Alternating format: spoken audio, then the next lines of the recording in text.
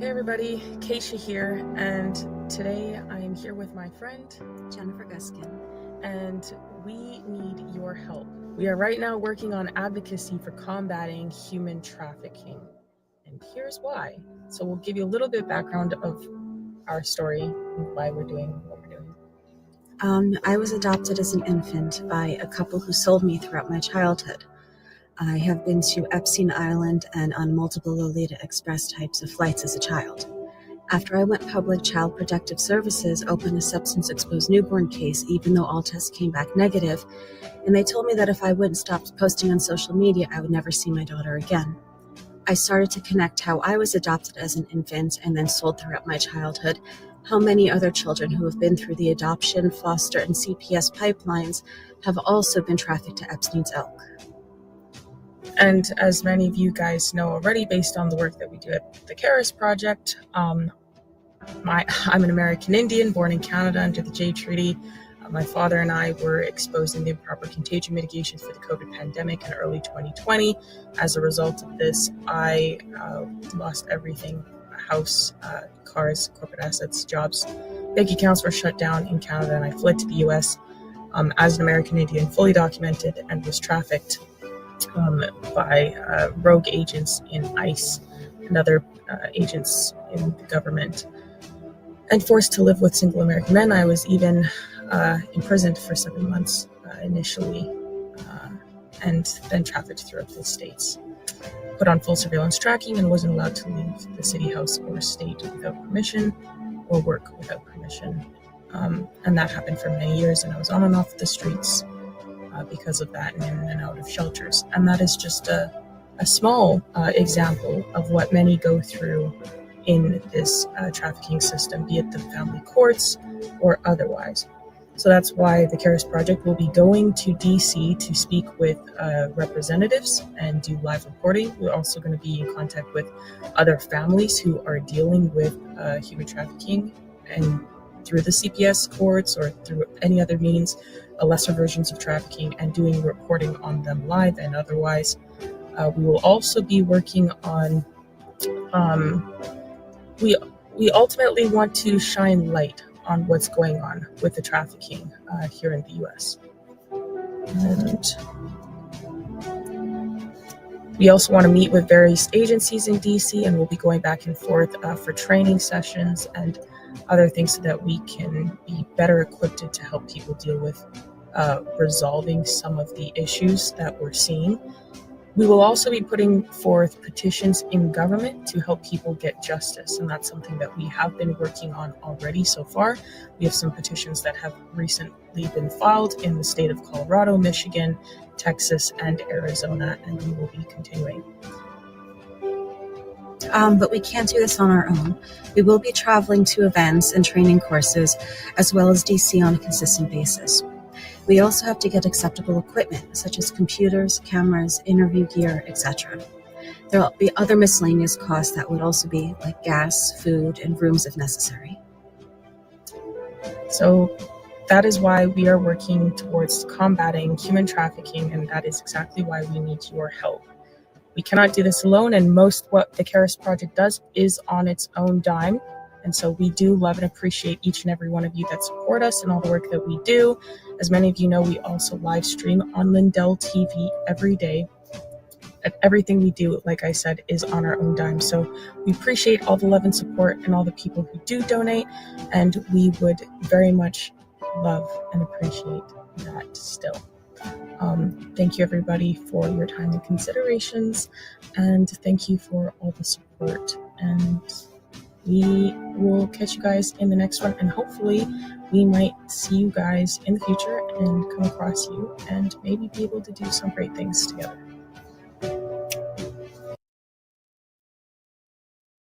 Hello, everybody. Welcome to the Karis Project podcast. Today we have an interesting episode planned for everybody here.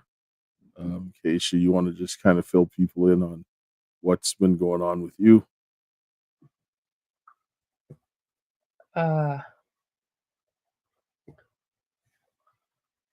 Hello, friends. What's good in the proverbial hood? It's been a long day, so my English is off the whack. But even though it's my first language, LOL. Yeah, today I was in Washington, as you guys saw, DC. Did an interview with Glory, and that was awesome. Go check that out. We did some great things, the Karis Project, me and Jen Guskin, this past week. And that was very cool. Here we are, back again. Yeah, we're gonna have an interesting episode today. We're gonna about the glitch in the matrix. I don't know. Today, honestly, I met a bunch of great people, though.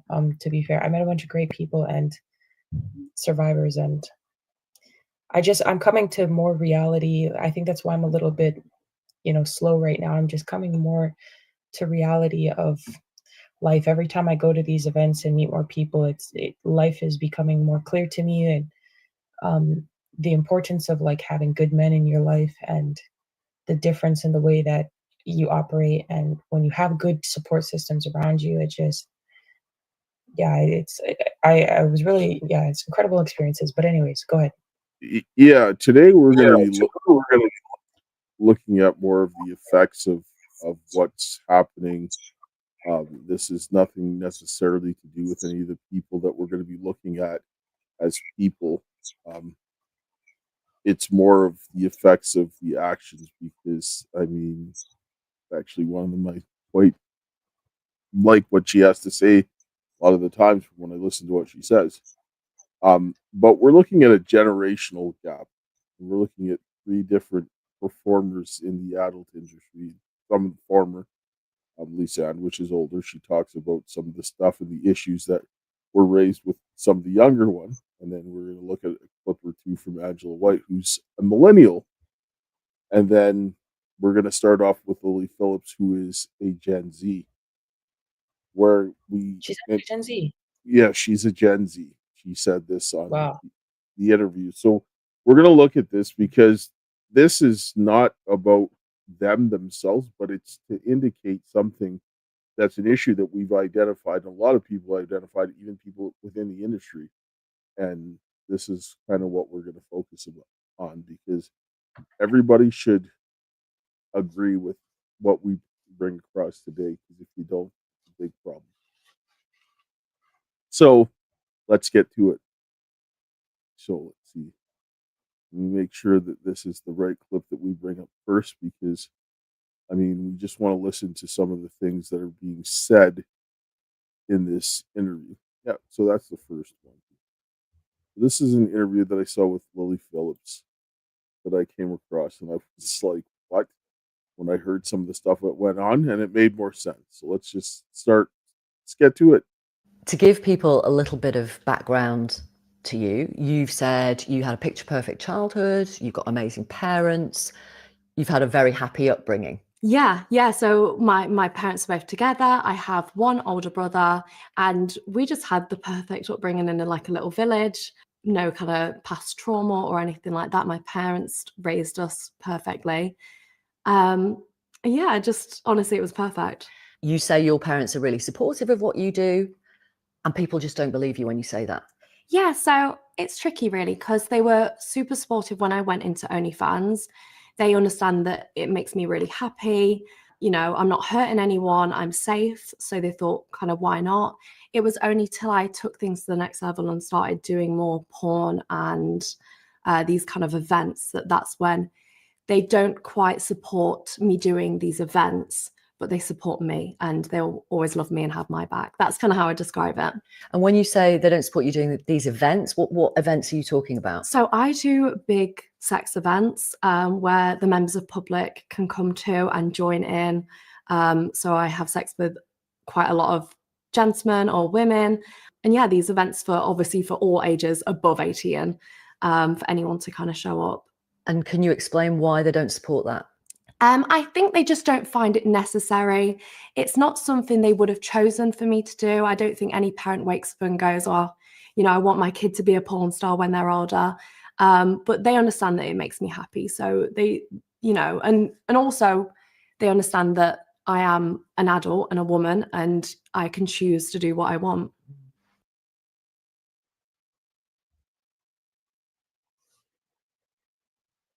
Yeah. So she's got a very different perspective on things, right? Um, I mean, you can tell with the youth and the inexperience and everything else like that, but then there's also some other issues that are going on as well, and so forth. But Kaysha, any thoughts on that? Shout out to the Karis Project merch t-shirt. Get you one. Only the real ones have it. But you know, it's crazy. What she's saying is actually crazy because your parents cannot raise you perfectly in a perfect childhood, but they supported you to go in OnlyFans. Like your mom to want her daughter. I don't have any children, but like if I had a daughter, it would break my heart. I would feel to her like, what did I do wrong to hurt you like that? Like I would feel like, why do you think you have to take this route? If a father is like, okay, that's just crazy to me because I have a dad. I didn't grow up to my mom, but I have a dad and a grandma and great grandma.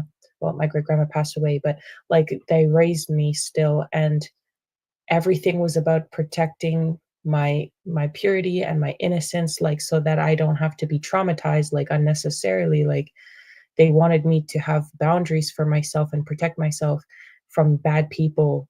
And because all you can do is defend yourself, you can't force other people's behavior. So it's like a parent's that's gonna say, I support you in breaking boundaries that's gonna hurt you like down the line, like even if they think in the moment, like that's just really hard to conceptualize because like you know as a parent, like I can't, that's so dangerous. The behavior in and of itself of sleeping around is so dangerous. She could get a disease and die.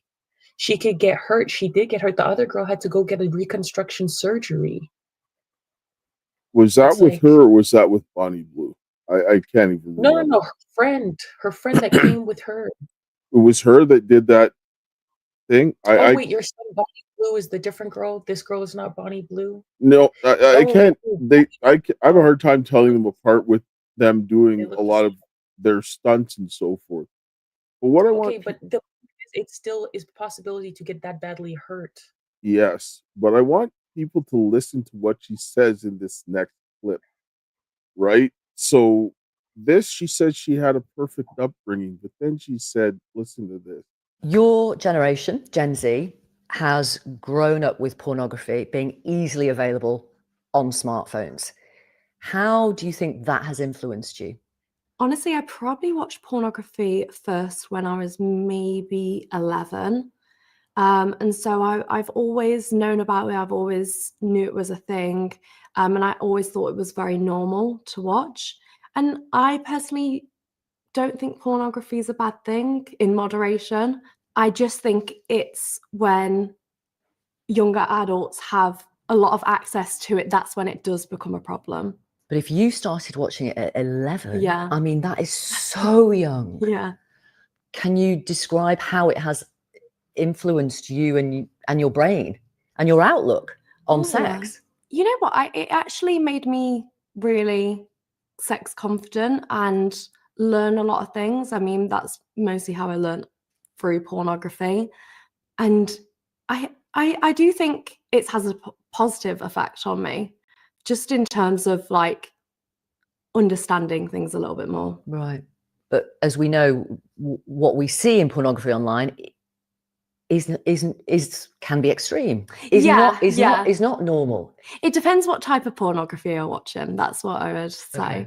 When you look back and reflect on the fact that you had access to this pornography and were looking at it from the age of 11, and not just you, any Gen Z who's got a smartphone, does that suggest to you that maybe your generation has been let down by politicians or the tech companies or even parents?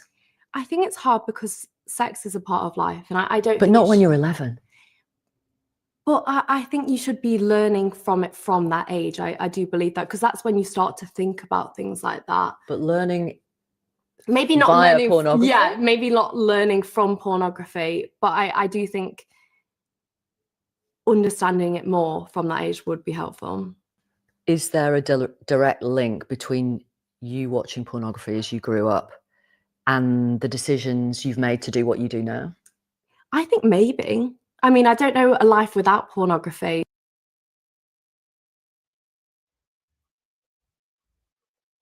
Yes. So I that said, I don't know life without pornography.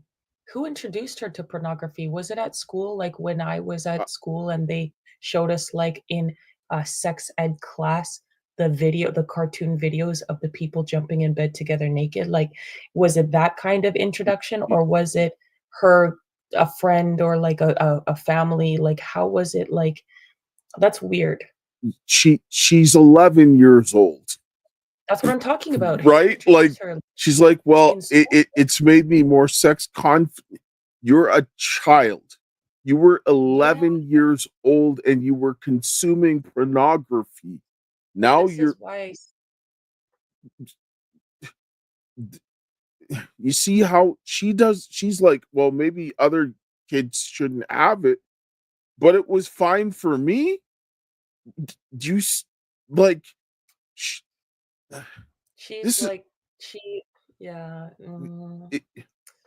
fact of the matter is that she was accessing pornography at 11 years old. This is not uncommon. This is what I'm trying to say here is that the access, when you sit down and understand that she's watching pornography at 11, some of the things begin to make sense because you don't have the capacity to make sense of that. You're a child. You just can't do that, right? So you give pornography to a child at 11, you're going to destroy them. Like, you can't undo that, right? Like, the damage is, like, it's not like you can't undo what was done, right? Like, she already was exposed to the pornography. Now, to undo that or to reverse or stop the damage from that is going to take a lot more work than it did to destroy or warp her mind at that young age, because it does unspeakable things. Nobody at 11 years old should have pornography. Like, I don't care what you say. If you want to argue about pornography in adults, that's a different story, but nobody in their right mind would agree that it was okay for her to be accessing this at 11 years old. Nobody. And if you did, there's something wrong with you, right? So I just want to bring up another clip here. And this is Lisa Ann talking about porn with Gen X, which is Lily's generation. I think it's Gen Zers. They're having the least amount of sex than any other. And it has to be the least amount of sex of any generation. And why is that? Lowest teen pregnancy of any generation. Yeah. Because part of that sounds good, but then my guess is it might be for the wrong reasons, though, right? It is not good. It's part of what you saw. Now, I'm watching The Social Dilemma tonight. Okay. My neighbors and I are all getting together because we think this is a good conversation piece where you should watch it and then sit and talk about it afterwards. Yeah. So we're getting together to watch this. It's about what your reason is. Now, I have a lot of young girls that have told me they've had one sexual experience that scared them and now they're not having sex at all. That's the Gen Xers. And that's from the young guys at 10 watching porn and thinking it's okay to choke a girl the first time they have sex with her. And she's like, what just happened here? I'm never doing this again. Right. Yeah. Their phones are more important to them than their vehicles. Like, there was a survey last year. Would you rather have your parents take your car away for a year or your phone? Every kid chose their phone because they can use their phone to get an Uber. Right. Yeah. They don't want the responsibility of the car. Yeah. The same thing is going on with communication. They can talk with their friends here, but why bother? It's so much work to meet in person. And to meet in person means then you have to try, then you have to engage, then you have to try and like make that move to hook up. The no sex thing, I think, is very unhealthy. Yeah. And to me, like, when I say it sounds good, and that's because we're in a rather moralizing culture, right? That puts a premium on, and by the way, we even use weird language around it. I took her virginity. Really? What did you do with it? Right. Can you give it? Can I give it to someone else? Right. She was a willing participant. Yeah. She shared it with you. Right. And by the way, yeah. And now that she doesn't have it, what am I able to do something with it? Like we use this language without even realizing, like, that's a very normal thing for us to use, but it should be abnormal. The way that we talk about sex is often guilty or shameful, and we even have a question about that in a little bit.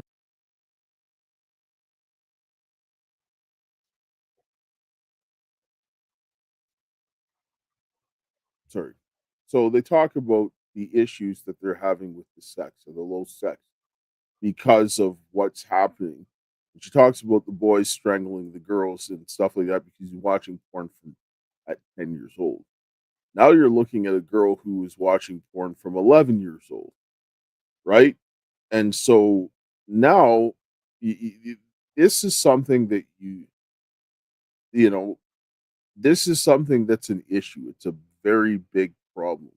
Like the pornography being in the hands of children is a massive issue. And a lot of people don't even realize how bad it is. But it's extremely bad. And a lot of the people that are involved in it, that are, for example, making the pornography, they don't see the full effects of everything that's going on. They don't. But there's a lot of people that have a very good idea. And this is kind of what we're wanting to lay out, because we're looking at what is being done, what is happening. This is what I want people to understand. Don't look at the people like the people could be there. Let's just say they could be arbitrary. You could have them X, Y, and Z for all I care. What we're looking at is the process of what's happening. And some people and certain people are doing this with knowledge and intent of what's going on. A lot of these people do not have this. But we're going to listen to another clip here, and this is get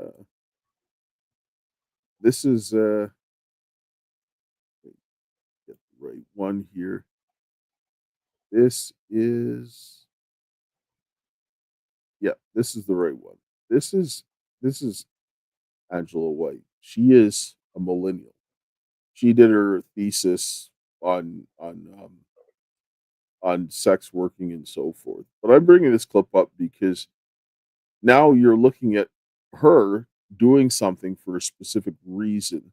And now think of an 11-year-old child. And I'm not saying that she's the one responsible for this, because she's not. She didn't come and decide, say, I'm here to make content to poison the minds of children. She's not. But listen to what she's saying of what she's doing, and now imagine that in the hands of an 11 or a 10-year boy or girl. Women like you taking, this message and using, porn as a platform for it, which is just so different. I mean, porn before was always, this dirty, seedy underbelly of media, and, it was just to, get guys hard and that's it. But now it's like, it's become so much more complex, and there's a message behind it now. And it's just like, it's evolved into something so much bigger than just porn. And it's been such an exciting thing to witness. Yeah. And I mean, pretty much everybody watches porn. So it is actually a very powerful platform. Yes. And it's also powerful because when people are watching porn, they're often masturbating, and when you're masturbating and you receive messages when you're in that pleasure zone, it's a it can kind of seep in, and because it is an intimate, vulnerable time, right? Yes. I mean, people always privately, well, not everybody, but you know what I'm saying? It's like a private moment where you lock your bedroom door and you put on headphones or whatever, your roommates hear, God forbid, your mom to walk in or something like that. So it is this private, intimate moment. So yeah, I could see how it is this vulnerable time that you could be, giving people not only pleasure, but, I don't want to say teaching them a morality lesson, but there's almost something to that there. The way I see it is more giving them the opportunity to think of, giving the opportunity to see different ways of being, or different ways of exploring their sexuality, different ways of experiencing the world, different ways of interacting with people. So even if it's for example, I've had fans that have been following me since 2003, fans that just started following me because they like big breasts, never expecting that I would do a trans scene. And now, because they followed me through this time, they may have never expected to enjoy watching a trans scene themselves, but because they're my fan, they've committed to watching the movie, and then suddenly they watch it and wow, they're exposed to a different, a different kind of sex that they end up enjoying. I like that there's this, in that vulnerable space where you're masturbating, you're open to new ideas, and it's in the privacy mostly of your own home. And so, I like being exposed to myself. I like being exposed to different ideas and different ways of being. And I hope that my fans do too. Have you had any feedback from any of your fans who've said, before I would have never watched a trans scene, or I would have never watched a BBW scene or something like that, but then I've watched because you were in it, and I've found that maybe that's something I could be into. Yes. I've had a lot of feedback like that. That's got to be kind of an amazing experience to feel like you're changing people's minds about what they find sexy. Yeah. And opening people's, opening these pathways to different, kind of different sexual preferences. Yeah. And that's why I feel like I have a responsibility with this platform as well to do something good with it. If I can leave the industry, not that I have any plans on doing so anytime soon. Don't but you go. No, I'm not going. I'm saying, we need you. But if I can. You make us look good. Please don't leave. But if I can leave knowing that I've had a positive impact, right? Not just on my life. I've already had an incredibly positive impact on my own life through being part of this amazing community. But if I can expand that and have a positive impact on other people's lives, that's incredible to me. Yeah, that's amazing. Okay, well, we're going to. So now somebody's taking her desire to do this with adults, and they're now pushing that same thing to children. It's not her. She's trying to do something what she's talking about. Some of these places that are making this kind of stuff accessible, children, what is going to happen when that's in the hand of a child? That 10-year-old boy or the 11-year-old girl, just like Lily Phillips talked about, right? This is where this begins to become very problematic, because when you're looking at what is being done and what is happening, and then they say that this is something that they're gearing towards adults, but lo and behold, you've got 10 and 11-year-old, 9-year-old children coming and accessing that thing. So when they're using this as a teaching tool, and the child is beginning to do this, and a lot of children talk about this when they were watching this kind of stuff, and they began to touch themselves and all these kinds of things. How do you think you're going to reinforce that in a child's mind? And then when you look at what Lily Phillips was saying, she's like, I don't know if it affected you. Well, what do you mean it didn't? You don't know if it affected you. Like, really? Well, she doesn't know she has nothing to gauge it to, because all she knew was the life of having porn as a child. Right? Yeah, that's the typical Gen Z. I think, though, like they said, it's a typical Gen Z experience, probably, and not just because of the technology they gave us, but what they exposed children to in schools, and who knows what their families were doing individually. It's a mess. That's a whole mess. There's nothing perfect about what she's saying. Like, her idea of what a perfect childhood is clearly skewed. That's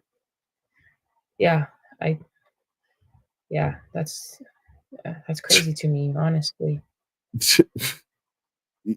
Yes, because she has nothing to compare it to once you've been exposed to that. Like, she doesn't know what normal teen But that's years why I said, like, why? What? Like, how did she? That's why I said, like, how did she get exposed to it? Because, like, it would be a different thing if, like, she came out of foster care, or if she was in foster care and she was abused, or like, it would make more sense. But, like, I'm trying to understand, like, what is actually going on. Remember she's when not being honest. remember when, well, it could also be through the phone. Remember when you wanted a phone and unfettered access, and I was like, no, you didn't until you get it till you were much older. A lot of kids that you saw that they had the phones from when they were young, a lot of them, that's how they got access to pornography. Somebody showed them, and then they continue to do this, or they got on the internet with unfettered access, and a lot, like, there's multiple ways. Like, I Yeah, mean, I know, like the phone, but I'm saying, like, I'm not talking about the phone in itself, like, because if you're traumatized as a kid, you don't even need the phone to get you to that outcome, is what I'm saying. Like, how did she get there, is what I'm saying. Like, how did she get to the that's my point. Like, it doesn't make sense that she made this decision if what she's saying is true, which means it's not true. Like, 1 plus 1 doesn't equal 3, is what well, I'm trying to say. yes, we don't know. She hasn't said anything, but what we do know is that the introduction of that pornography had an impact on her life. But until we Of figure out course it the did. rest of it, we don't know how it got there. But we know that that introduction is not a good thing. And most, like any reasonable person, would sit down and say this. Let's stop here for a quick commercial break before we get to the next clip. You're still looking good. I'm still feeling good. You know, I've got all your MyPillow products. Mattress topper, bed sheets, MyPillows, towels, slippers, blankets. I'm interrupted this commercial to do something I've never done before. Get 2 MyPillows absolutely free on orders of $100 or more. I can't do this forever, so get on board with this great sale today. Our best-selling 6-piece bath towel sets or kitchen towel sets, just $29.98. Our famous standard MyPillows only $14.98. Queens $18.98. King size only $1 more. Body pillows $29.98. Multi-use MyPillow 2.0s with pillowcase $9.98. Save $40 on our Spring Percale and Giza Dream bedsheet sets. Any size, any color. So go to MyPillow.com or call that number on your screen. Use your promo code to save up to 80% on all MyPillow products. And when you spend $100 or more, get 2 standard MyPillows absolutely free. Yeah, and if you need any MyPillow products, go to mypillow.com/Karis or call 800-845-2942. Use the promo code Karis. They got all good kinds of good stuff, pillows, bed sheets, kitchen stuff, and all that stuff. And so, kind of back to like circling back what we're doing here. I'm gonna pull up another clip here where it is discussing something that I think that people should hear about when she's having a discussion about pornography and the brain, and a comment that was made by another person. I think it was Billie Eilish, if I said her name correctly. But let's listen to this clip. So maybe. Billie Eilish is the same age as you. She says she started watching pornography at 11. You've just told us the same age. She says it destroyed her brain. Could it have destroyed yours? I think it really depends on how frequent you're watching it. I see people nowadays who watch too much too soon and they become very desensitized to it, and that means then they have to watch more and more extreme stuff. I personally wasn't like that. I didn't watch it often enough at all.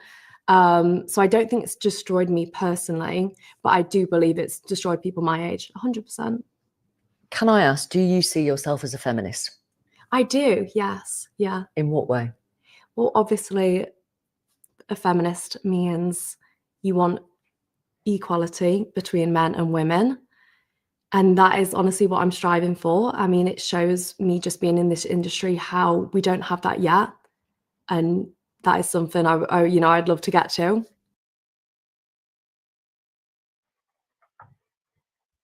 Yes. And so again here, this is I don't even know what to say anymore here when you come down and look at this situation. She will admit that it will destroy someone else's brain, but not hers. And this is where you can't sit down and say, okay, is your brain completely destroyed? No, you're obviously able to talk and function and so forth.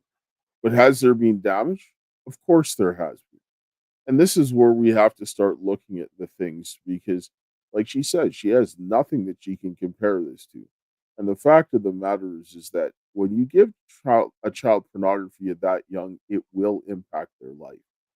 It will impact them in some way, shape, or form. How much for each child, we don't know. But what we do know is that children should never be accessing this.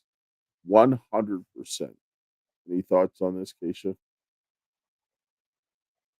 She's just delusional. Like, she thinks that it's not going to affect her because, like, she feels it's like she thinks that it's like rules for thee, but not for me.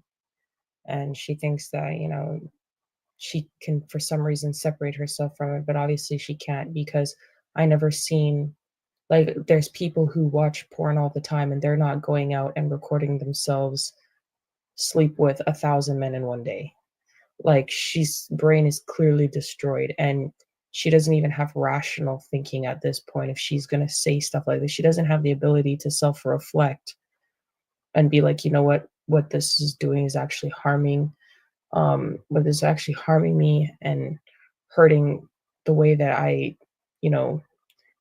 think and operate on a day-to-day basis. And like, she's traumatizing herself. Like, she doesn't want to confess, like, but it doesn't matter because her actions show that her brain is damaged. And that's typical with, I think, Gen Z people, because like I said, you could have a phone or not a phone. A lot of schools introduced Gen Z to like pornography in some fashion, or like the sexual education classes were not just biology based classes. They were actually talking about things that children should never be talking about in class with their teachers, and seeing things that they shouldn't be seeing. And I think it exacerbated the sexualization of a lot of people who were in that generation and really damaged their brain. They're grooming the children in school.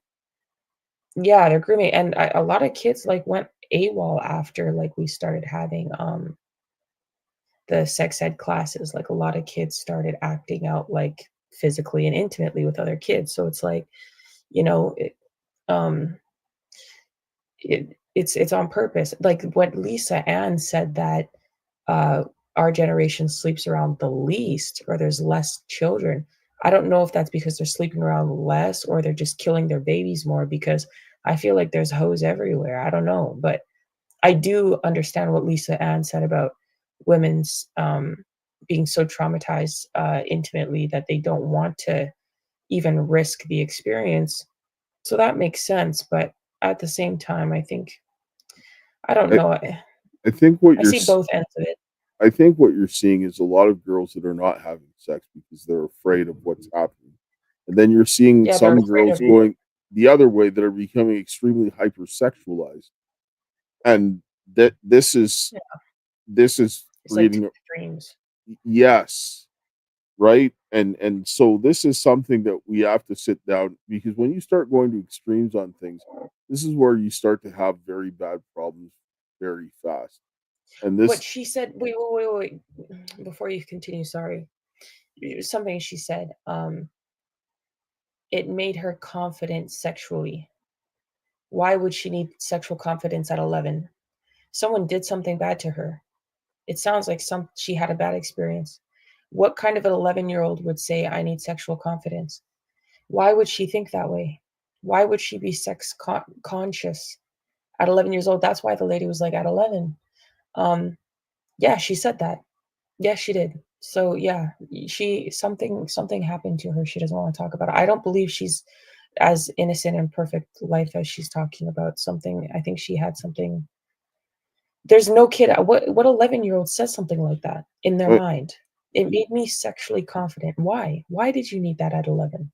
Well, when you're being exposed to like material like this, that as an adult, like, I mean, that you should never have as a child, nobody knows full well what the outcome is, right?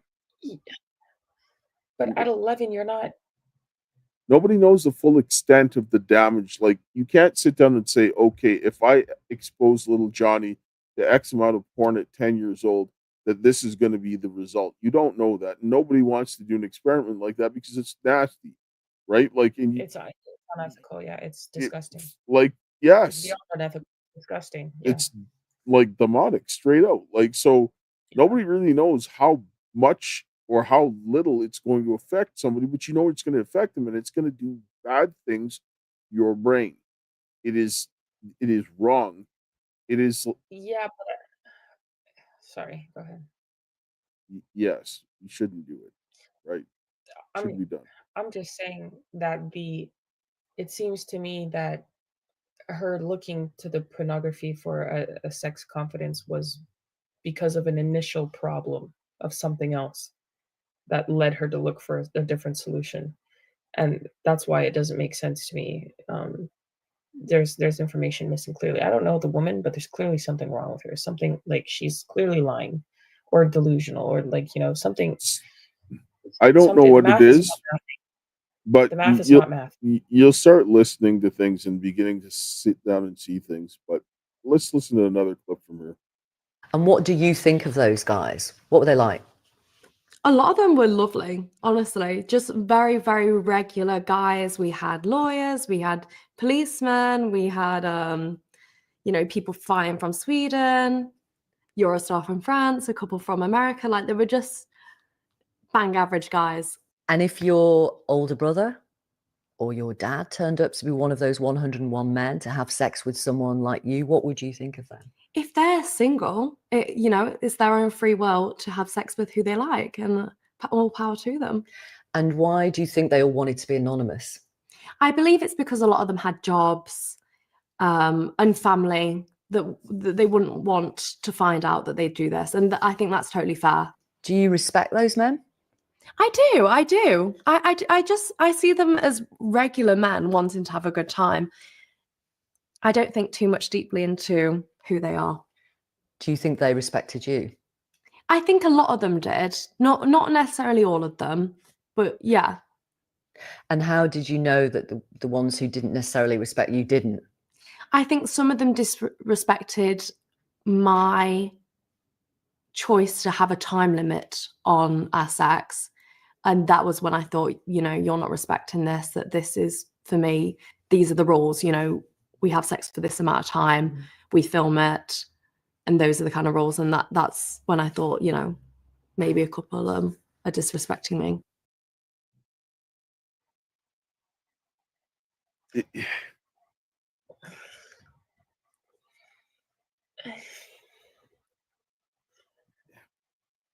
This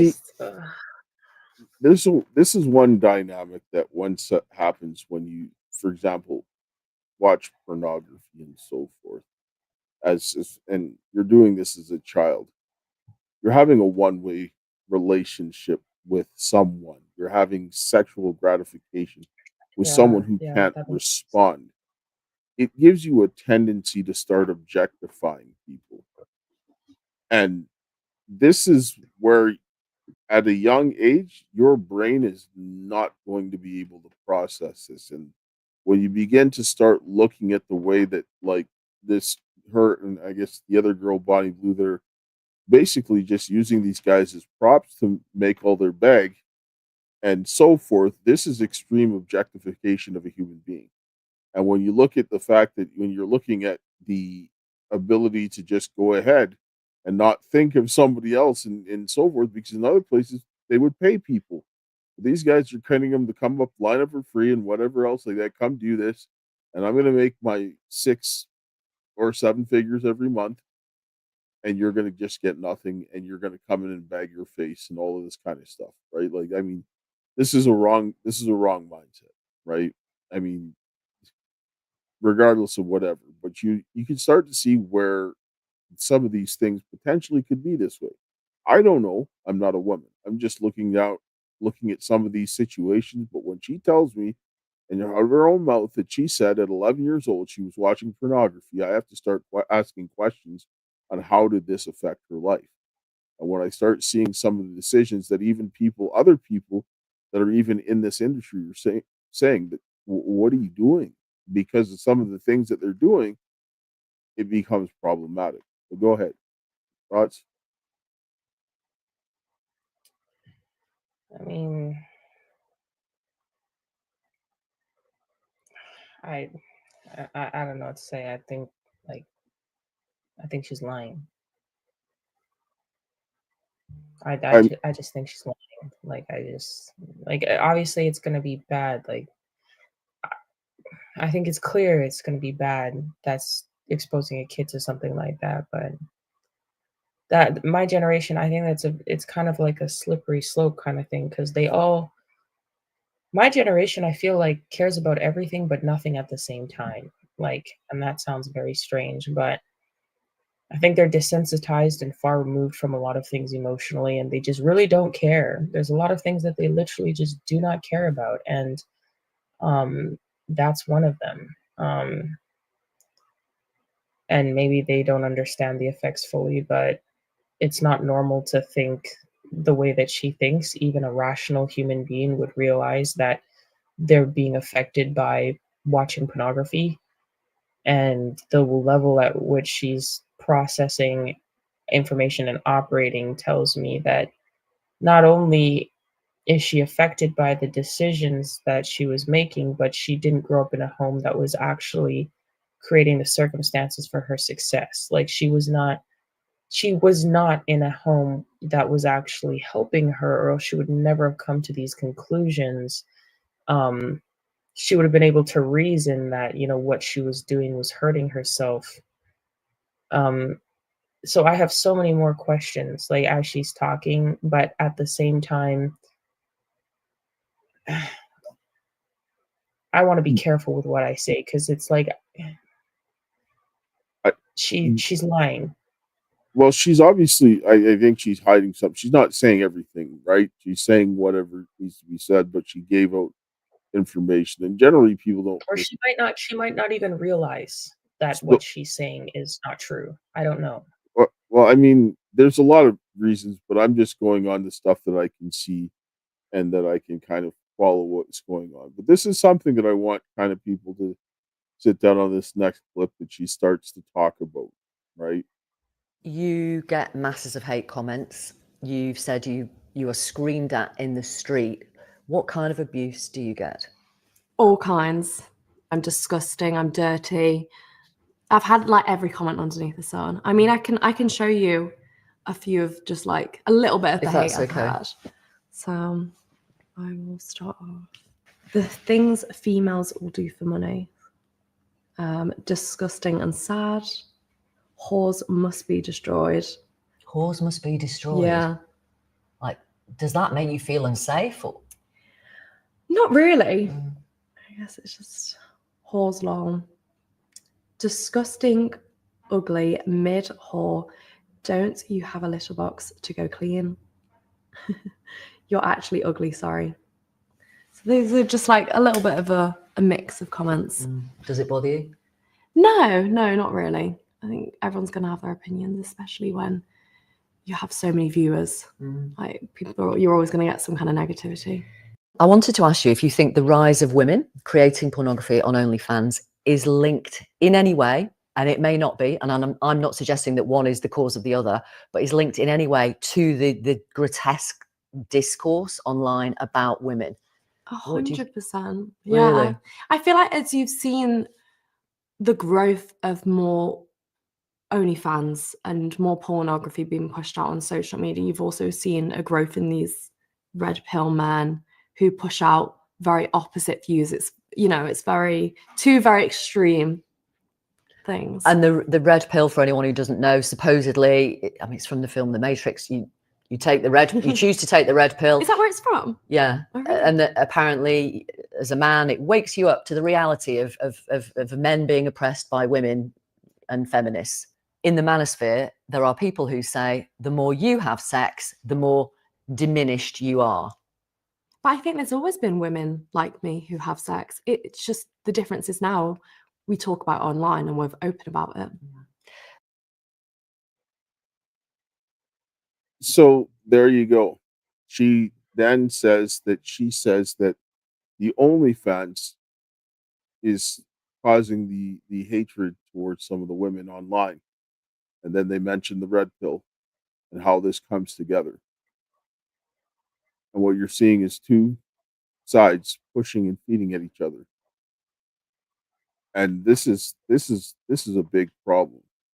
What she's beginning to explain, and we're going to look at this more deeply on the other side of this, on the next section of this, because we're getting close to the end of the time, but we're going to start looking at some other issues, and we're going to start highlighting some differences, because again, this is more about what is being done, not the individual people themselves, because people need to understand what is happening, not just who is doing what. Looking at that woman, because if it wasn't her, guarantee you there'd be somebody else.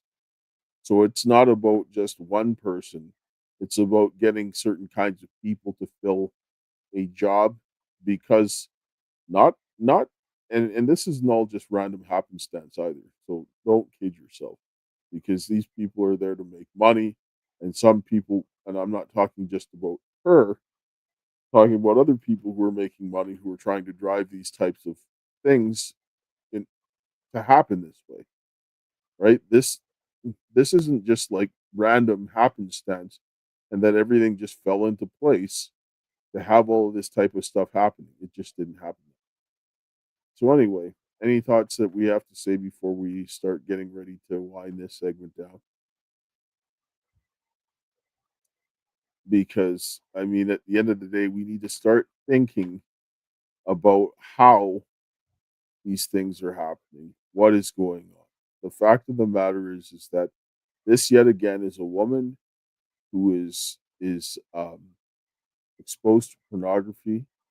She's engaging in some risky behavior with the amount of hate and stuff like that, and things that they're doing that are becoming more extreme. You're putting your life at risk, the safety at risk. And I mean, like, we've listened to Lisa Ann talk about it. She never did any of this kind of stuff. And she's like my generation. And she had problems from that. Imagine what this woman who did this would be if it was 20 years from now of continuing this type of on this trajectory. What where is the safety for herself and other people going to be like as a result of this type of behavior? Right? Because the more that she does this, the more condemnation, the more people are going to come back and do this type of behavior. And at some point, some of the people don't seem like they have an understanding of what could potentially happen. Like, some of these people, I mean, they could end up dead. Like, I mean, people try to kill these people and all kinds of things, right? And for people for less, right? And not saying that anybody deserves to be killed. I'm not saying that, but I'm saying when you start getting and pushing things way too far, way too fast, you're going to get a lot of psychos coming out of the woodworks. That's just the way it is, right? Not every we people shouldn't do wrong things, but we live in a world where people make wrong choices. We have to account for that, right? Like, I mean, we're not in a perfect society, right? We're not. So when I look at something and you do something, you're like, well, you know what? If I do this, there's a potential that this may happen. Is it worthwhile doing? Right? And this is where people have to start weighing the risks and the benefits of doing things. But one thing we know, her life would be a lot different had she not been exposed to pornography. How much different? We don't know, but we know it would be different, much different. So I'm going to close this segment with a prayer, and I'll give you your final thoughts here, Kaysha. Heavenly Father, Lord, we thank you for this day. We thank you for your love, grace, and mercy. We thank you for the hope that you have given us this day. Open our hearts and our minds to your will. And, oh, Father, this day, Lord, I ask of you to get the men and the women to come together to protect their families, to rebuild their families, their churches, their community, and a nation, that, Lord, we can keep the children protected from this kind of filth that should never be in their hands, never should be exposed to them, so that their minds would be preserved and to be pure, is my prayer in Jesus' name. Amen. Thanks, Dad, for the prayer as always. Yeah, guys, if you're watching Frank's speech, or Lindell TV, I'm sorry. If you're watching Lindell TV, you'll see part 2 on the other side. And if you'll see part 2 tomorrow. you're watching tonight, you'll see it on the other side. Anyways, thanks for your time and considerations. We'll catch you in the next one. To my dearest Karis, until we meet again, my friend, and we will. Ciao.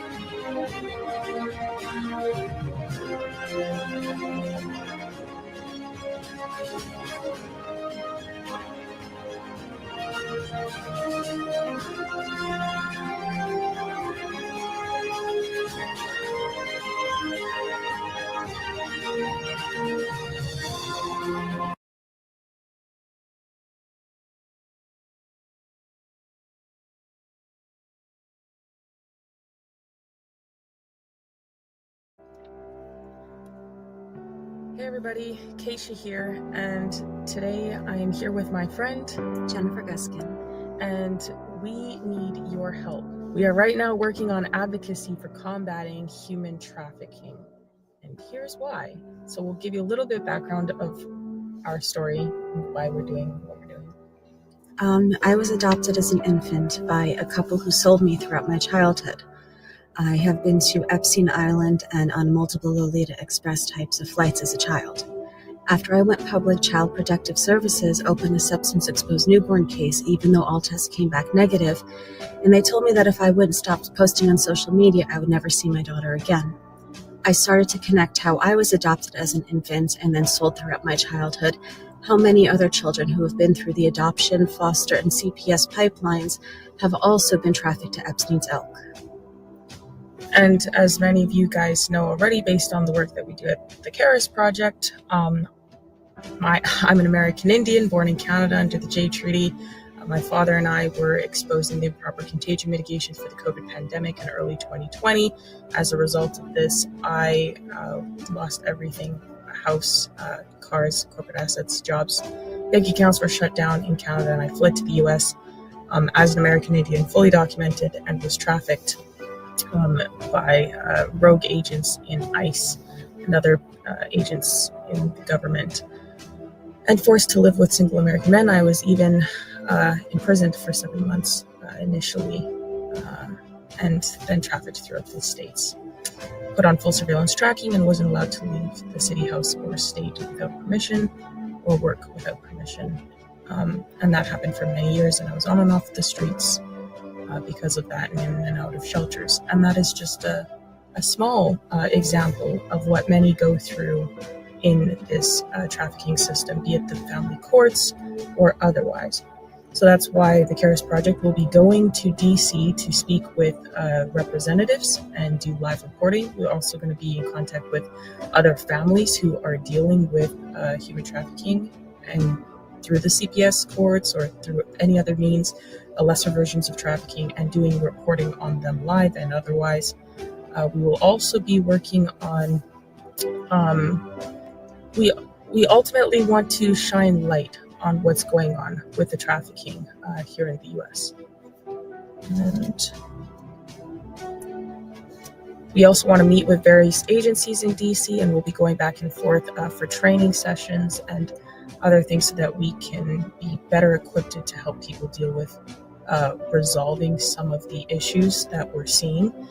We will also be putting forth petitions in government to help people get justice, and that's something that we have been working on already so far.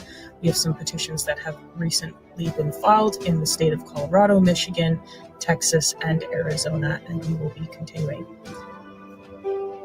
But we can't do this on our own. We will be traveling to events and training courses, as well as DC on a consistent basis. We also have to get acceptable equipment, such as computers, cameras, interview gear, etc. There will be other miscellaneous costs that would also be like gas, food, and rooms if necessary. So that is why we are working towards combating human trafficking, and that is exactly why we need your help. We cannot do this alone, and most what the Karis Project does is on its own dime. And so we do love and appreciate each and every one of you that support us and all the work that we do. As many of you know, we also live stream on Lindell TV every day. And everything we do, like I said, is on our own dime. So we appreciate all the love and support and all the people who do donate. And we would very much love and appreciate that still. Thank you, everybody, for your time and considerations.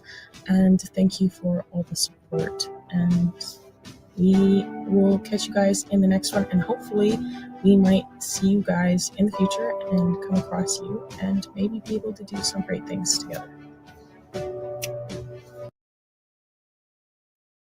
Hello, everybody, and welcome to the Karis Project podcast. We are back again to talk about a little bit more of what is going on and what is happening with this whole situation. And so, Kaysha, do you have any things to say before we get into this next next set of clips about what we were watching the last time? Your perspective as a Gen Z with this kind of what goes on with the grooming in school and all that kind of stuff that helps this situation along. Yeah, hey everybody. Yeah, we're talking about Lily Phillips and her nonsense ongoing. Yeah, like I said, the Gen Z, they had the grooming from the school, from from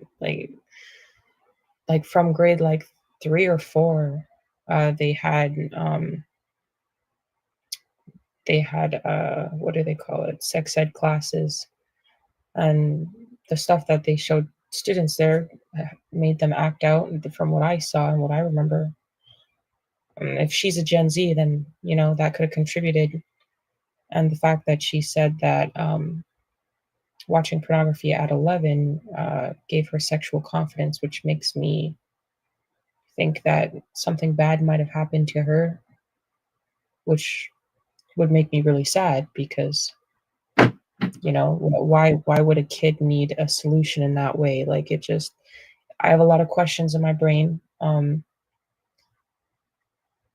but I don't know, Gen Z is it's a very strange generation, because like I said, I understand what Lisa Ann was talking about, where a lot of the women are traumatized because they don't emotionally, so they don't want to engage with things because of what the porn is doing to the experiences. The experience are not obviously what the Bible says, where you're supposed to love and cherish a woman, and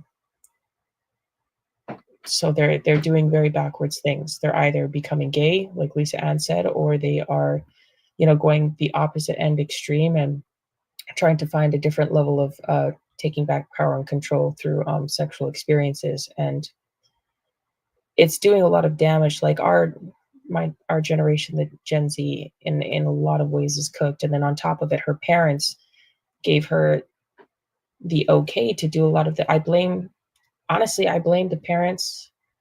I blame the father more than anything,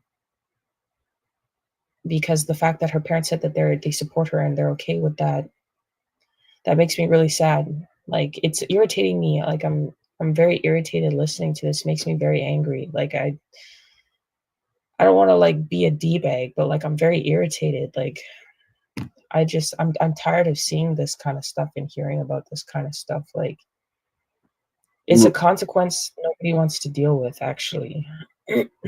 Well, and it needs to get dealt with because it's a huge issue, an extremely large issue that needs to get dealt with that people are ignoring quite often, right? What pisses me off is the fact that the red pill people are going to act like, okay, we need to destroy her.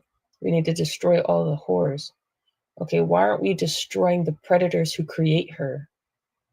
Why aren't we destroying the people who create the circumstances for women to become that way? Because they're the ones who are going out and creating. Why would you destroy the products of the machine and let the machine keep creating new products, making new toys? Turn off the toy machine, unplug it, take it out back, bash it to pieces and burn it. And that's what these red pill people are actually doing. These red pill people also fuel women to be like her, because the more that these red pill men are aggressive and hateful and disrespectful and heartless and lack the empathy and compassion and don't read circumstances of people individually, the more easy it is for women, especially ones who are traumatized, or like especially women in Gen Z, they'll go the other way real quick. They don't care. They're like, oh, true, bye. You think that's what it is? I'll show you that's what it is. Like, they're creating demons. I just read a comment. I just get irritated. I just read a comment where somebody was saying that their preteen nephew, he spoke with his preteen nephew and talked about how much exposure they're getting. That's rampant right now. Yeah. Now that he mentioned that which is actually kind of timely, because I'm going to bring this clip up that they're talking. What did you say? Maybe do the clip first, because like honestly, like, okay, do the clip first. Hear this. But Lisa Ann, let's talk about this, because I do believe it can be a problem. Now, I've done some research for this episode, and it seems to me that there isn't a real agreement as to whether or not it's an addiction. And it certainly is. If it is an addiction, it's dissimilar in terms of the brain chemistry from, say, an alcohol or drug addiction. But let's just say, we can take that off the table and say, it sounds to me like this gentleman here, some people, let's call him Tim, some people like Tim struggle with pornography. So let me ask you how old you are. I'm 39. So he's in his mid-20s, Right. which is the ideal age to have this problem. And I'll tell you why. Because when you were younger, it was not quite as accessible on your phone. That's so true. The problem with adult content, though we have it labeled as 18 and up. I'll give you an example right now. If I went on the street and I sold a DVD to a minor, I would still go to jail for 15 years because you're selling adult content to a minor. Right. But yet any minor can go on the internet and click the green box that says he's 18. Yeah. So what I'm finding is, from the women I speak to and mentor that are in their mid-20s, and the men that I speak to in their mid-20s, they had a phone too early. They had access too early. And because of the rush, what they were watching created, the addiction started this chemical balance with them that they couldn't look away from, that they couldn't stop looking at. And they went down the rabbit hole deeper and deeper and deeper. Now, you probably know what your taste is, right? Yeah. You know what you want to watch. Sure. You're not young and just clicking more boxes. You're not going into a category that you know truly you feel the women are disregarded and maybe disrespected and maybe there's violence. Oh, you're not going there. But a young kid will. If he says at 10 he started watching, then he went down all of these curiosity rabbit holes. Because think about how curious you are at 10. I'm glad content wasn't accessible when I was young. I'm 48. Me too. You had to go to a store and they checked your ID. I mean, it was VHS. It was buried in your dad's trunk in a closet. You know, magazines barely showed anything. Someone his age spent so much time. When he says it robbed him, I get that. Because it creates expectations of what they would think meeting a girl is going to be like, what she's going to do. And when she doesn't do those things, he's like, Why would I bother with this? This is a lot of work. I could just go home and watch my porn. Yeah. So now it allowed them to kind of sacrifice real engagement, real interactions, real intimacy. They don't know what real intimacy is. They know that rush they felt starting at 10 years old to watch stuff that they were not old enough to process. It's awful that we allow young people that type of access because it ruins them for so many years of their life sexually. Yeah. So there you have it. Now you're getting what? Go ahead. No, I said, yeah, like a lot of men, you can tell that they have what they call like porn brain because they don't know how to interact with women in a respectful manner. And if the woman doesn't do exactly what they want in the moment, they like punish them. And women are exceptionally afraid of rejection, especially emotionally and intimately.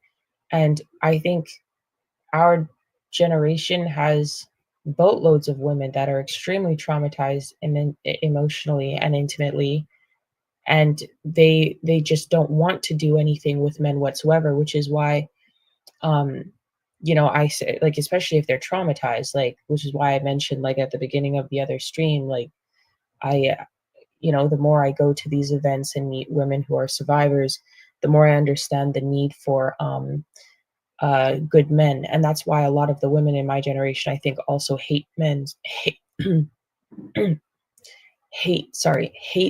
so much, because when you see the consequences of what's going on as a woman, and you experience the consequences of what's going on, and then you realize that you're having a hard time mitigating all of these things by yourself, and then you experience maybe a man come along and that life is actually easier and it's better, and that they make you better because, like, men create circumstances in a way where you physically, mentally, and emotionally improve. And it doesn't feel good always at the beginning, or always, because they're doing things to help you grow. But the idea that could go away one day, and you would be back to square one, makes women exceptionally angry, because it's like, I'm dealing with all this potential evils, or all this potential rejection and pain, and if that goes away, then I'm going to suffer, and it's going to devastate me in a way that I won't be able to handle. And so women are choosing themselves, and they're choosing money. And it's an extremely hard thing to be a woman in today's society and not choose to try and chase money and security. Because if you have to go through, if you've experienced any level of trauma, you have to go through all of those levels of potential rejections all the time, or the guys that are like red pill or porn brain, seriously damaging you in some way by you trying to earnestly connect with them, and you'll have to rely on that. Like, it's in a lot of women's way. I'm trying to say this with, like, I'm really emotional right now. In a lot of women's minds, it's so much easier to take the risk of just getting money, because if you try to get the risk of love and they hurt you, or like they leave, and you actually have the benefit of it, you experience the benefit of it, and they leave, like, you're so cooked. I can't even explain, like, anyways, you get it. Well, I think you get it. Yes, and I know when some of the people talk about their sexuality and how highly high sex drives, and there's nothing wrong with somebody having a high sex drive, right? But the problem, what you're seeing here, is that when you start sexualizing children, you're removing their boundaries. So when you're looking at what they're doing in the schools, you're getting you're getting women that are afraid to have sex, because the experience that they're having, because these guys are being exposed to pornography. You're watching some of these girls that are being exposed to pornography becoming extremely sexualized with no boundaries, and they both have problems with boundaries, and this is only going to get worse. Well, for one, the women become feel-good addicts because in today's society, a lot of the men are not men anymore. They don't know how to fix things, and women are punished for things that they experience that completely outside of their control. And like, say you had a bad experience, or maybe you were exposed to porn at a young age, and you're trying to fix that. And men today, they don't have boundaries anymore, and women just start they start trying to be feel good addicts because they, like when she said I like this, the porn gave her sexual confidence. Women will do things like that because it's easier to try and find the confidence in something bad yourself, to embolden yourself, because if you have to, like I said, if you have to seek, like, women need admiration and love and cherish and esteem, as the Bible says. And when they're not getting that, they try to fill that box themselves in a very damaging way, because then it takes like you said, there's no connectivity to what they're doing. There's what they're doing is a very, like, it's a transactional thing, and they start doing these transactional behaviors which become feel good hits, and every time they're down, they have to keep upping and upping and upping the score, and that still feels better to a woman than the risk of this. Shows how vulnerable and important that vulnerability is to women. Like, it's like love is as valuable as respect for men, and that's not on the table in their mind anymore. So they're like, screw it, I'm going to throw this away, and I'm going to become a feel-good addict, and I'm going to do whatever serves me that makes me feel good, because I'll never get that from a man. It's not there. So I need to create the environment for myself. And it's literally toxic to them, but they don't know this other solution, because women don't fix things the way that men do. So it's just constant hits of crack. That's why I mentioned earlier having the certain men around, because when they have certain boundaries with you and treat you a certain way, it naturally fixes that in the mind of a woman, which will be terrified of losing that. Yes. And then she'll like people instead. Now let's listen to this clip here about they're talking about some of solutions to what this pornography issue, especially with the kids. And so let me ask you this: what is the solution to that, to the young people having access to? Obviously, parents, we need to be engaged. We can't be with them 24 hours a day, though. So it does seem to me like there's some responsibility on the sort of Pornhubs of the world to have some sort of ability to filter out young kids. So I spoke last year at the Oxford Union on this topic because some countries are trying to divide an ID card that is like your driver's license. Mm-hmm. You would have to scan this in to be able to access the content. It would prove how old you are. Some places are trying to do like an eye scan, but there are countries that are already ahead of the US because in the US, this drives traffic and it makes money. Sure. So we're obviously not going to eliminate it here. But in other countries, they're working towards that. Sweden is working towards that. England is working towards that because they see it as a problem. In other countries like Finland, Australia, their content is not the same of what we see here. When my company wants to distribute to some countries, there can't be any violence. There can't be any gagging. There can't be any, like, the angles are different. It's almost soft core because they know they can't regulate the internet. Right. There should be. You put your ID in there. The problem for parents is not checking where their kids have been looking on the internet. You know, kids will clean the cache, you know, delete their cookies. But, you know, it's also synced in with video games. So when your kid is playing video games, Pornhub is driving traffic to these devices, and all of a sudden a window comes down with boobs and the kid clicks on it. Oh my gosh, where am I now? And now the rabbit hole begins. So we're feeding it, and very guilty of it in this country, of allowing kids to have it. And they're not offering sex education on it in school. They're not teaching. Like, I try to tell young people, porn stars are like stunt people. They're most likely going to do things that a lot of other people will never do. So don't expect it in the real world. And also understand that their pay scale graduates up for those types of scenes. So when you meet the girl and take her to the dance, she's most likely not going to do what you saw in the movie. Right.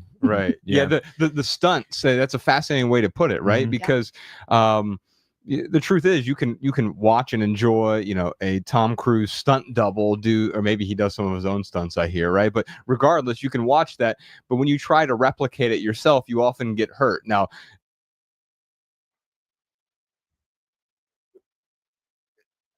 yes, some of this. Oh, just kidding. It was What? light. Yeah, some Never of mind. this, some of these things, they are helpful. Some of them are reactive. I think that when it comes down to some of the things, we need to be a little bit more proactive on top of these things. And you know, I'm not going to sit down and turn down and say suggestions that are going to help get this stuff out of the hands of children should not never be explored or not being done. But I think that we need to be a little bit more proactive, especially as parents, because regardless of what other companies do, no one has the same responsibility or they have the same vested interest on the outcome of their children. So parents have to be the ones who stand in between their children and a lot of these things. And parents have to start pulling back and saying no and dealing with what needs to be dealt with so that their children are safe. Because if people can go ahead and get access and make money from this, a lot of people don't care, right? And we're gonna look at actually one of these clips where they discuss this, and we need to start looking at these things. But actually, we'll pull that up here shortly in here and just listen to this here in this context. There was a man named Rocky Shea Franklin in Alabama, and he had drugged and overpowered a 12-year-old boy, and he filmed the assaults of this little boy, and he uploaded 23 of those videos to Pornhub with titles that actually indicated that this was abuse, like, Uncle's Secret and Young Ass's Best. I mean, titles that would clearly show that this was abuse. And he verified himself. So he actually showed his ID, and they actually apprehended him, and he's in prison for 40 years for what he did. But Pornhub, that globally distributed, police actually went after Pornhub and demanded that they take those videos down, and they were ignored for 7 months while that boy's rape videos were downloaded and uploaded and got hundreds of thousands of views. So how is it that Pornhub is still up at this point if they've done so much clearly illegal stuff? I mean, it doesn't sound like they're hiding it to that. Well, the wheels of justice turn slowly. Yeah. I mean, but they are turning, and thankfully 91% of the site has been taken down, and they've faced serious repercussions. I mean, the CEO and the COO were forced to resign. The secret majority shareholder was exposed. They're personally being sued. That little boy that I just mentioned, he's now 18, and he's suing the company along with many other victims. And the company was actually sold as a distressed asset because of the repercussions of what's happened. But we're not done yet, because we want to see justice fully served. And what that means is, justice to the full extent of the law, both criminally and civilly. And that's so important to be a deterrent to future abusers. Right. Because at the end of the day, for these corporate traffickers, is what I call them, it's a risk-benefit calculation for them. And we have to increase risk and then eliminate profitability. And when we do that, we're going to see a transformation of this industry to make the internet a safer place. Do you see any of the controls that they're putting in as working? I'm in Florida, where now I think you have to have an ID to go on some of these sites. That at least provides some protection, I suppose, on the user end. That's not doing anything on the end that you're talking about. But I assume you find some value in some of that kind of stuff. Absolutely. Yeah. I mean, children are being exploited in front of the screen, and they're being exploited behind the screen. And victims are being exploited on both sides for profit, because the business model of free user-generated porn is to sell ad impressions. So it's all about traffic. That's what they care about the most, is content and traffic. Have you guys gone for the advertisers too? They have no mainstream legitimate advertisers anymore. Nobody will, even KY Jelly is Astroglide will not advertise. I mean, they even had at one point, they had Kraft Heinz Unilever advertising. They were called out. They stopped. So, they don't have legitimate mainstream advertisers anymore, thank goodness, because that's another repercussion of what's happened. They've lost mainstream business partners. But the business model relies on selling 4.6 billion ad impressions every single day on Pornhub. And that's why they need that traffic. But I think these controls are important because children have free access to the site too, right? Where their sex education as young as 8, 9, 10, 11 years old is not just violent, hardcore, legal pornography, but is actually crime scenes that they're witnessing from such a young age that's shaping their sexual template for life, which is really harmful. So the solution at scale for this issue is age and consent verification. So we need age verification for those who are accessing the site, just like, you said Florida has done, Texas has done. Currently, the Supreme Court is hearing and going to decide whether it's okay for states to implement age verification to protect children. Yeah. So when you sit down and think that 10-year-old boy or that 11-year-old girl, as in the case with Lily Phillips, who's to say that they didn't watch someone get raped? Who's to say that they didn't watch something that was underage? Right? Pedophilia. Right? And then when you sit down and think about what they're doing in the schools, and then you have companies like this that are driving large amounts of traffic. You think do they think they care whether or not little Johnny or little Jenny doesn't get that porn in their hands? They don't care. And they're demonstrating that they don't care. Right? So they're pushing this money. They're trying to push as much money in their pockets, and they don't care how it's happening. Right? And so what is that doing to the little children who are watching this? Not to mention with what they're doing in the schools. Right? Yeah, kids are being groomed to be raped because there's a lot of that content that, like she said, they put that titles and they make it explicitly look like that. And yeah, that's it's very sick. That's Yeah. I mean, it's very sick. And again, I still think that the parents are to blame because even if your child was exposed to something, why didn't her parents help her?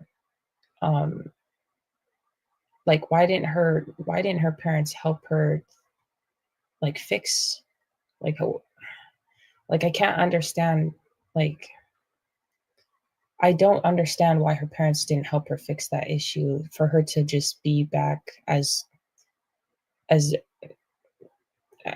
don't want to say normal, but like operating as efficiently as possible, and so that she could progress beyond what she watched and experienced. Like they just kind of leaned into it and was like, okay, it's okay. And that's very strange to me. Like it's very suspect to me. Like I just can't understand that. I can't understand how parents can do that with their kids. No. It's abuse. Yes. Let's have a commercial break here, and we'll come back to these quickly before we have to get through. We got a few more to get through, so let's take a quick commercial break. You're still looking good. I'm still feeling good. I've got all your MyPillow products. Mattress topper, bed sheets, MyPillows, towels, slippers, blankets. I'm interrupting this commercial to do something I've never done before. Get 2 MyPillows absolutely free on orders of $100 or more. I can't do this forever, so get on board with this great sale today. Our best-selling 6-piece bath towel sets or kitchen towel sets, just $29.98. Our famous standard MyPillow is only $14.98. Queens, $18.98. King size, only $1 more. Body pillows, $29.98. Multi-use MyPillow 2.0s with pillowcase, $9.98. Save $40 on our Spring Percale and Giza Dream bed sheet sets. Any size, any color. So go to MyPillow.com or call that number on your screen. Use your promo code to save up to 80% on all MyPillow products.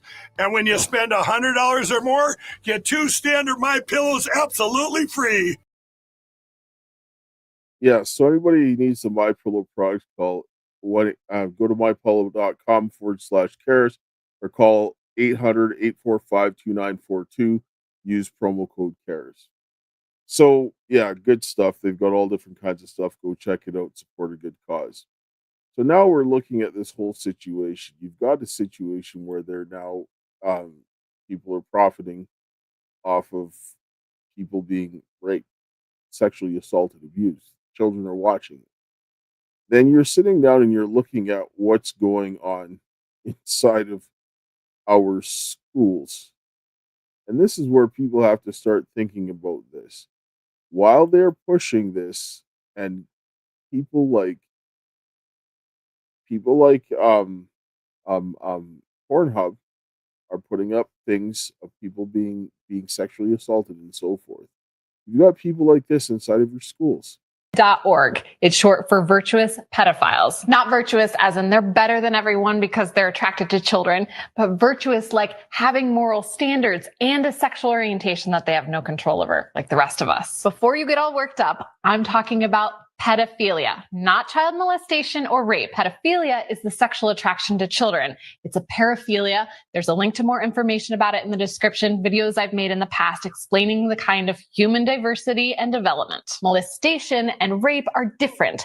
These are abusive actions that often have nothing to do with attraction. Many child abusers are actually sexually attracted to adults, but they act out on children. Meaning you probably don't object to pedophiles because you're compassionate and rational, but you may loathe child molesters and rapists because they violate people. I personally try not to judge either. So now you have these companies that are pushing all of this stuff, and like you saw, the children getting raped, right? On the Pornhub, that is going into the hands of children to see them getting excited off of people raping children. And then now you have the people in the schools that are telling you that pedophilia is okay. You see how this is a problem?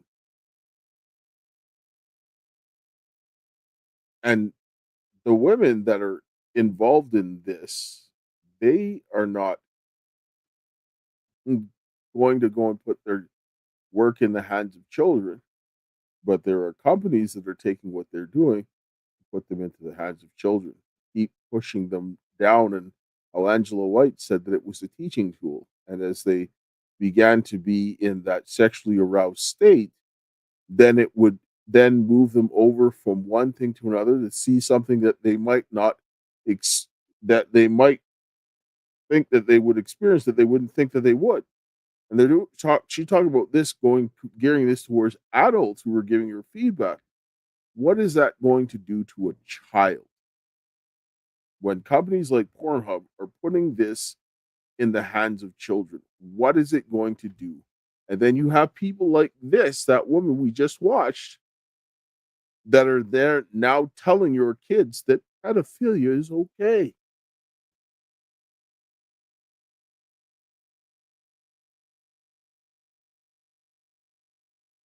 Yes, this is a big problem. It's a huge problem because people are going and murdering a lot of the wanting to murder, not saying they're literally doing it, but they're going after and going crazy on the OnlyFans. They're not the biggest issue. They're not. A lot of them, like, for example, when you start putting children and give them pornography at 11 years old, you're destroying them.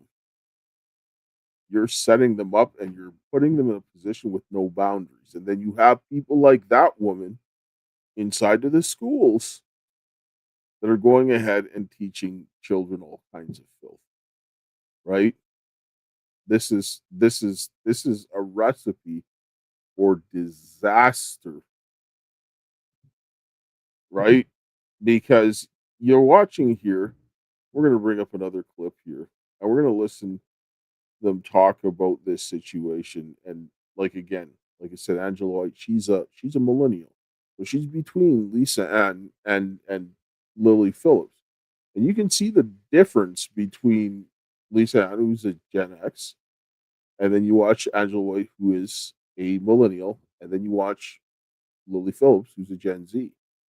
Now, just listen to what she has to say here.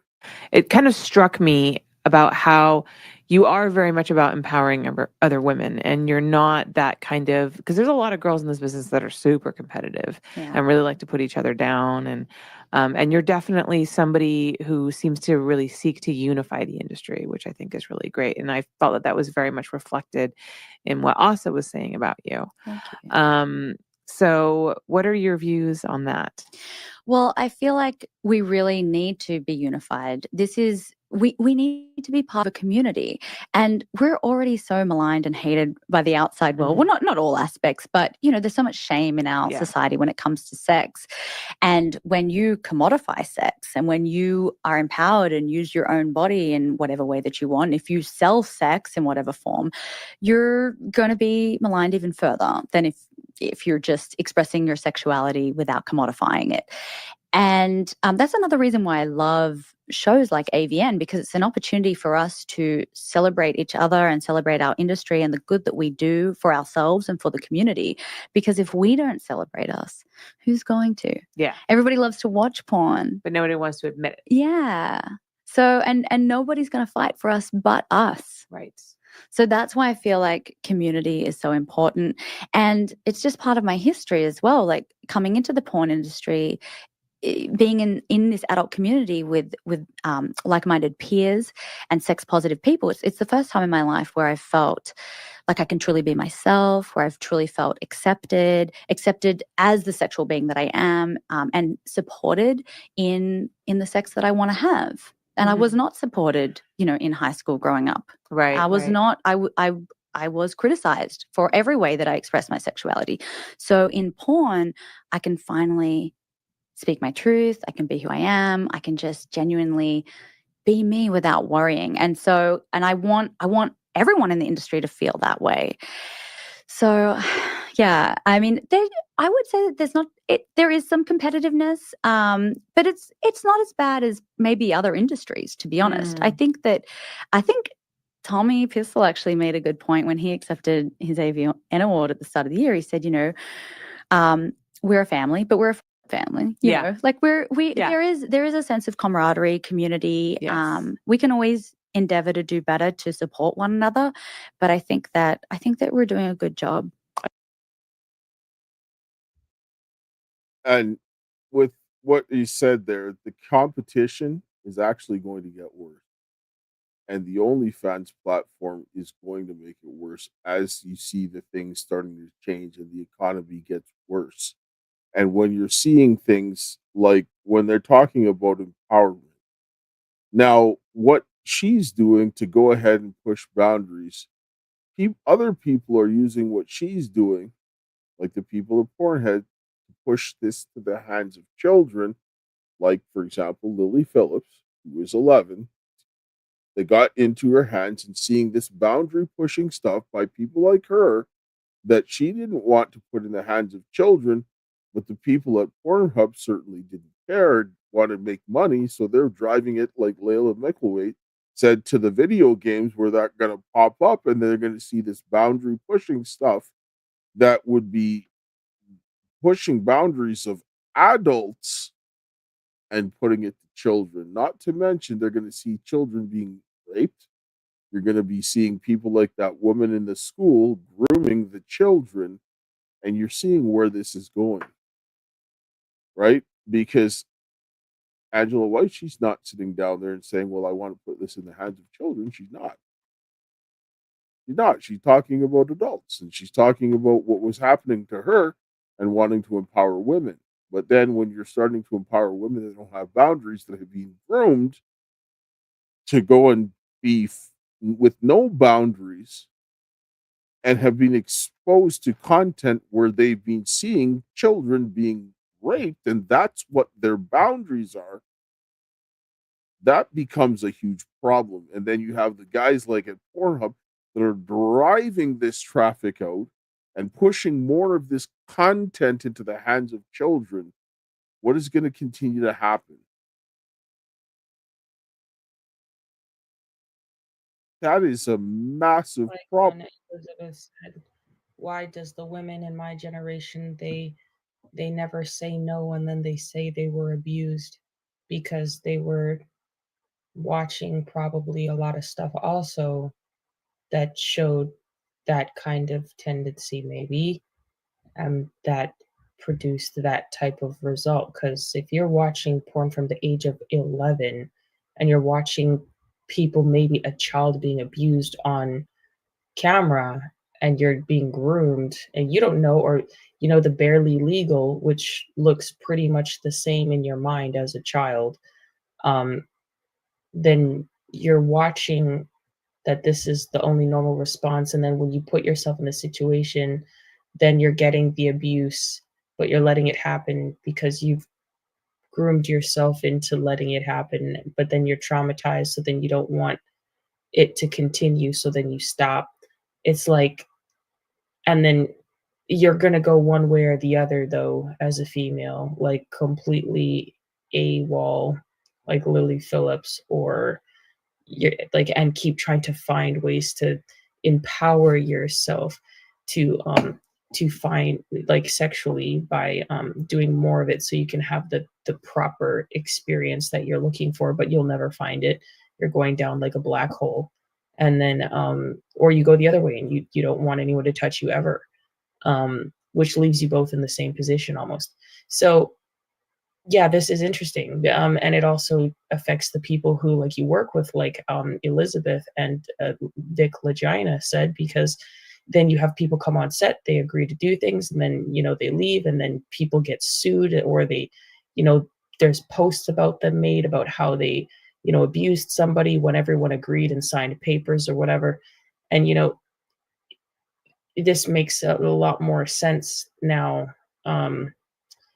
Yeah, this is very sick. And then on top of it, you have the double angle from the school who produces the certain filth in schools to the kids and shows them that filth. So you're breaking boundaries in the school. You're also punishing them for trying to stick up for themselves. And then they're also watching porn on the back end. That's abusing them. And then, like the one girl said, you're also masturbating while you're doing it. So you're emotionally certifying the abuse to yourself and traumatizing yourself. And then if you're in a home with parents who don't care about you or don't know how to help you, like Lily Phillips was, then they end up creating the circumstances for you to prostitute yourself, as opposed to, you know, having a good father and mother who realize that you're struggling and creating an environment where you can actually heal and thrive. And this is actually sick and twisted at every level. And this is what I told people. We were talking to Nikki Munitz a while back, and we kind of had like a little bit different opinion on this, where I said that it's not that people, one of the first shows she came on, is it's not that people my age don't have less problems than your generation. My age children growing up have more psychological abuse, forms of abuse, which led to the physical and other things. It's a different type of abuse that, you know, because they have to do it different with every generation. So it's multiple levels of abuse that they're ingrained into them. And by the time that they get to the end of it, they're like, I just don't care anymore. They're like, I'm just going to do whatever. Well, and you can see the difference. Like, I mean, and Angela White's a very smart woman. She did her Yes, she is. She's very smart. But you can see the difference between the even the experience and the generational gap between Lisa Ann and Angela White. It's very evident, right? You can even see the difference between them and that Sophia Rain girl and the other black-haired girl that always uses her brother as a plot. Of course. Black-haired girl with the brother. And every time I'm just like, Jesus wept.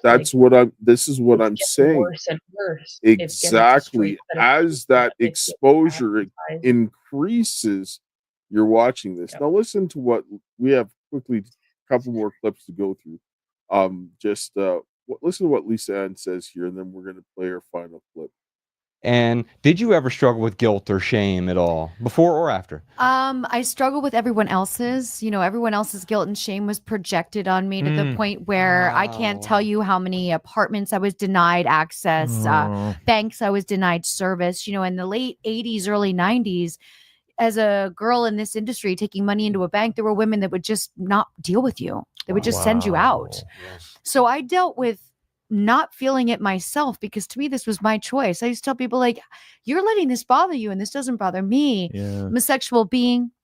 I had 3 very simple goals at 16, which was to travel and see the world, make my own money, and make my own schedule. Adult life porn fulfilled that for me. You know what I mean? I got to see the world. So the guilt for me is only when someone projects it on me. You know, like sometimes I can remember in my dating life, like I'd go on a date with somebody, I think they'd be really into me. And then I realized, like, oh, they want me to explain to them how I deal with my guilt. And I don't have any guilt, which they're going to be bothered by because they have a ton of guilt. And they need me to pacify them so that they can consider dating me. Because really, they just wanted to see what it would be like. And now that they think they kind of like me, they don't know how to process the information, right? It's a very select person to process the information. We shouldn't be ashamed of our bodies. I have a much more European mindset, whereas they're so open in other countries. We're so held off. That's why porn makes so much money, because if we make people think it's bad, then they want it more, like drugs, alcohol, cigarettes, what have you. So for me, it's not my guilt. I mean, I've had, especially during the pandemic when the world was closed, I sat down with myself and said, how glad are you that you took every fucking chance you could? Here we are sitting locked in our places, but I have no regrets. Yeah. I've had sex with people in other countries that never spoke English. I worked on sets in a whole room of people that spoke different languages, and our only common language was sex. And I feel so liberated by these choices that I made and these chances that I took. So people have to understand that you're the guard of your own thoughts when it comes to shame and guilt. Criminals feel shame and guilt, right? They're sitting in a cell and they have to sit and think about what horrible things they did that got them there, which is awful. Sexually, you shouldn't feel shame or guilt.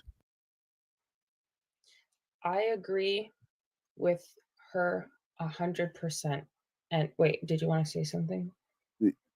Yeah. Go ahead. Finish what you're saying. Just go ahead. She actually confirmed what I said earlier about why women choose to go for over sexualizing themselves, because they want the money as the security. They want to manage their own time. And she wanted to travel. She wants to keep the things that she likes. Those things are easier to chase as a woman when you are hurt than actually trying to obtain the love and affection from a good man. Because if you have a sliver of a taste of it and it goes away, it will devastate that woman in a way that will make her want to unalive, because it's easier for her to understand, okay, if I do this action plus this action, I'll get money and I can do what I want. Yes. And this is what women are seeing men like the red pill and all this other stuff, treating them so poorly. They're like, you know what? I'm scared of having to interact with that. And like she said, she doesn't feel guilty. It's the guilt of the guys that are like, oh, in order to date you, I need you to justify why I should be with you. Why? Go away. I don't care. Go away. Yes, but we'll have to discuss this. Guilt and crap on me. We'll have to discuss this on another thing, but this is an issue that we had raised about the dating. But what I wanted to say quickly, because we're going to need to look at this one clip quickly before we go back and tie this together.